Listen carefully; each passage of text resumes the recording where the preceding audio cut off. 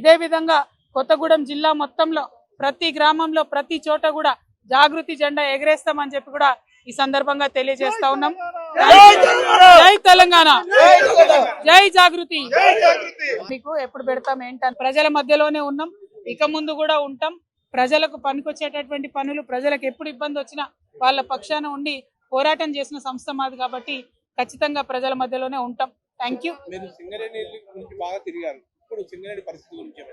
అంటే ఇప్పుడు సింగరేణిలో మీరు చూస్తూ ఉన్నారు, ఒక్కొక్కటిగా ప్రైవేటీకరణ వైపు వెళ్తున్నటువంటి పరిస్థితి.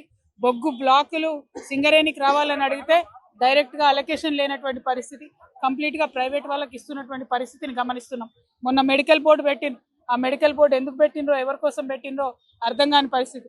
అది కూడా మేము వెళ్ళి హైదరాబాద్ లో సింగరేణి భవన్ ముట్టడి చేస్తే తెల్లారి బోర్డు పెట్టిండ్రు, పెట్టి కూడా అన్యాయం చేసిండ్రు. ఇంత అన్యాయం ఎన్నడూ లేదు.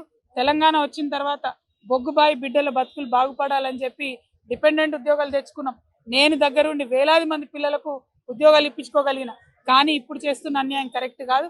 ఖచ్చితంగా సింగరేణి కార్మికులకు ఏవైతే లోటుపాట్లు ఉన్నాయో, హాస్పిటల్ వ్యవస్థ కావచ్చు, స్కూల్ వ్యవస్థ కావచ్చు, డిపెండెంట్ ఉద్యోగాలు కావచ్చు, ఇవి ఖచ్చితంగా పునరుద్ధరించాలి, మంచిగా చేయాలి.